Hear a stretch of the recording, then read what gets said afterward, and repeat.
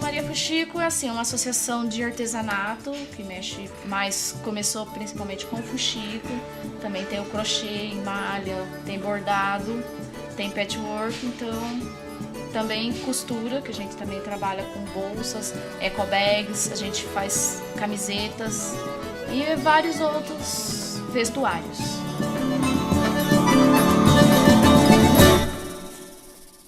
A gente, no momento, a gente tem 4, que é eu, a Roseli, a Maria Angélica e a Neuza.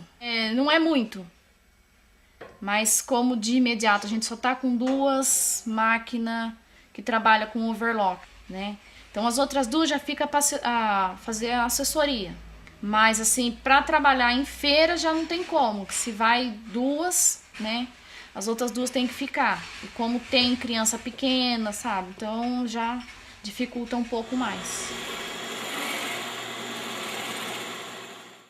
Pelo menos eu não me vejo empregada. Detesto patrão e odeio ser patroa. Então, por isso, todo mundo que já entra no Maria Fuxico, a gente já ensina a fazer o fuxico.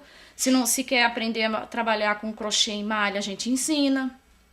Se quer aprender a bordar, a parte que eu sei de bordado, eu ensino. A parte de costura, eu ensino. Todo mundo sabe fazer. Sentou e faça. Cada um a sua parte. Não precisa ninguém ficar... Gente, tem isso pra fazer. Gente, tem aquilo pra fazer. Porque aí eu já acho assim... Aí você vai estar virando uma patroa. Se eu não gosto que ninguém manda em mim, também não gosto de mandar em mim.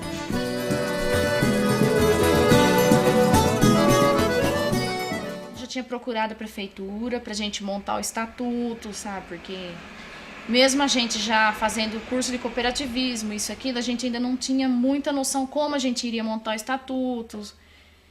Mas aí a gente não conseguiu. Ficamos quase 1 ano mexendo com eles. Um vinha, outro vinha, outro vinha. Ah, assim não dá, assim não dá. A gente não conseguiu. Que quando a gente montou, nenhum banco quis aceitar a nossa documentação. Porque é uma associação sem fins lucrativos, não tinha dinheiro para giro de caixa, nada, nem para manter a conta, então ninguém quis. Olha, o nosso contador, é nosso, como se diz, nosso amiguinho ainda, ele não tá cobrando o dinheiro do escritório, mas só de taxas, imposto, isso aqui, ficou em R$600.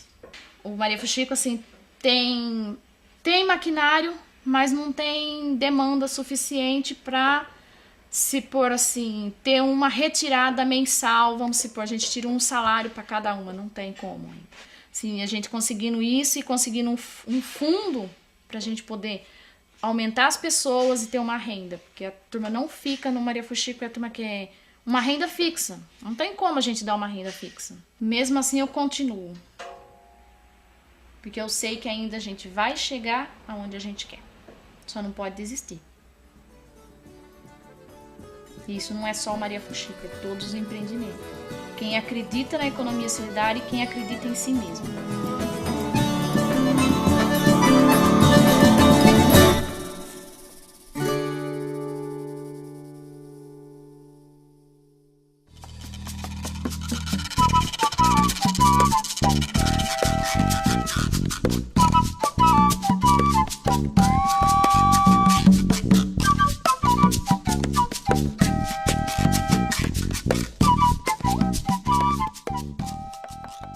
A Cooperlimp surgiu em 99, com a chegada da incubadora aqui de São Carlos, no bairro. Eles fizeram a visita perguntando qual era a necessidade do bairro. E as pessoas que participavam na época na reunião apontou que a maior dificuldade era arrumar emprego, entrar no mercado de trabalho. E por que era essa dificuldade? Porque eles moravam na favela, né? Era a favela, então o pessoal tinha preconceito. Aí a gente acabou adaptando na cooperativa de limpeza, porque a gente já sabia limpar, né? Era também um custo mais barato. A gente começou mesmo até levando o material da nossa casa, levava balde, vassoura, rodo, pano de chão, cada um foi levando o seu da sua casa. Com mais de 10 anos eu acompanhei a Cooperlimp, que chegou a ter 300 sócios, então era uma cooperativa de limpeza que trabalhava com editais públicos. E aí existe um conjunto bastante grande e né, complexo de dificuldades que esses empreendimentos, particularmente neste caso a Cooperlimp, enfrentam. Era muita gente, a gente levava decisões em assembleia para ser tomada e geralmente nunca saía do jeito que a gente pensava. A gente levava uma coisa, mas lá mudava. Coisa que a gente sempre batia na tecla que tinha que mudar era condições de suplente. Não era bom ter suplente. Não era bom as pessoas ficar esperando na fila de espera. A gente queria fazer rodízio, que aí não ficava ninguém parado. Era uma coisa difícil também, não ia ser fácil com muita gente, né? Mas pelo menos todo mundo ia trabalhar, ia ganhar igual e não ficava ninguém na condição de suplente, de ficar esperando um posto de trabalho. E também não foi aceito em assembleia. Um grande empreendimento tem de cara um grande desafio, que é como garantir a participação democrática como um ingrediente da autogestão. Outras variáveis podem dificultar. Na Cooperlimp, por exemplo, você tinha em relação à posse coletiva dos meios de produção. Quando você tem um coletivo tão grande e às vezes lidando com contratos diferentes ao mesmo tempo, se você não gerencia muito bem isso, você cria desigualdades. A Cooperlimp, por exemplo, tinha uma situação desse tipo, contratos diferentes, remunerações diferentes. Nós tivemos muitas reuniões no começo. Ali, aquelas 20 pessoas que participaram do começo, eles entendiam o que era uma cooperativa. É tanto que quando decidiu quem ia trabalhar, todo mundo decidiu numa boa, acatou, legal. Mas quando aumentou o número, igual eu falei na mesa, a gente deu uma formação rápida que a gente já tinha feito no computador. A gente fazia uma apresentação, a diferença de uma cooperativa para uma empresa, falava rapidamente. E só depois que eles já estavam trabalhando, a gente montava e dava o curso de cooperativismo para aquelas pessoas e depois eles eram aprovados em assembleia. Isso era para ser feito antes, mas por conta da necessidade a gente fazia depois. Eu acho que isso atrapalhava um pouco. Quando se pensa em compra pública, né, em contratos públicos, dificilmente você conseguirá pequenos empreendimentos sendo capazes de participar, de atender. Embora eles também possam se associar, né? Então, hoje eu penso que os pequenos empreendimentos vão ter mais vantagens de se mantiverem pequenos, mas associados a outros. Então, por exemplo, enfrentar um edital com um coletivo que inclua vários outros. O empreendimento muito pequeno, por sua vez, né, ele se depara com uma situação que também pode levar a um comprometimento do processo autogestionário, que se estabelece um pouco uma relação, às vezes, familiar, parecida com a familiar. Tem também o problema da produção, né, o quanto duas pessoas dão conta de atender uma produção mínima para duas pessoas sobreviverem. Esse é um desafio que nós estamos vivendo agora com 2 grupos, pelo menos, na linha de produção de produtos, de fabricação de produtos de limpeza.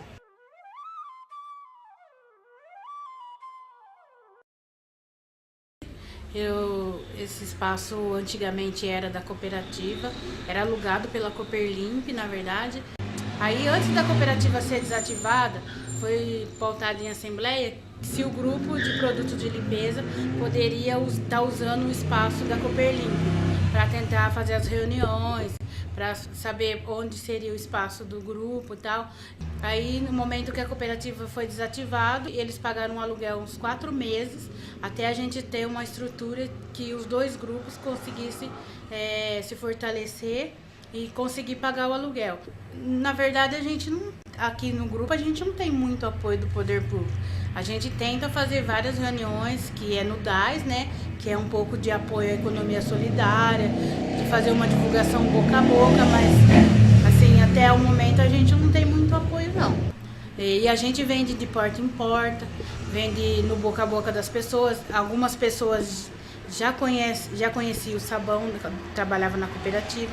Então, várias pessoas que eram da cooperativa compram o sabão, mas assim, em feira, algum lugar assim, é muito difícil. Porque, na verdade, a gente não é legalizado e a gente não tem o CNPJ. Então, é um empreendimento informal, onde só trabalham 4 pessoas e 2 em cada grupo. Então, a dificuldade um pouco é essa mesmo. E, na verdade, a gente está num espaço que não cabe os 2 grupos. É um espaço muito pequeno e amplo, então teria que ter um espaço adequado para que fossem feitos produtos, que tivesse um químico que estaria nos ajudando a elaborar o projeto mesmo. No bairro mudou porque com a chegada da Cooperlimp, eles pararam, não recebia mais cesta básica. Eles começaram a trabalhar, receber o seu próprio trabalho, a pessoa começou a ter até mais autoestima, sabe? Eles ficavam contentes de ir no mercado, fazer uma compra. A Cooperlimp sempre frisava que eles tinham que estudar, não só trabalhar. A Cooperlimp chegou a abrir até salas de aula para aquelas pessoas que não eram alfabetizadas, para aquelas pessoas que não terminaram o ensino médio, o ensino fundamental, que não tinha tempo, né, porque trabalhava. A Cooperlimp foi fundamental na mudança de uma série de coisas dentro daquele território, de autoconfiança das pessoas, né, de mostrar um bairro que sua grande maioria de população era humilhada, era desconsiderada em relação à sua capacidade de trabalho e que conseguiu vencer desafios que, olha, não sei se eu toparia não.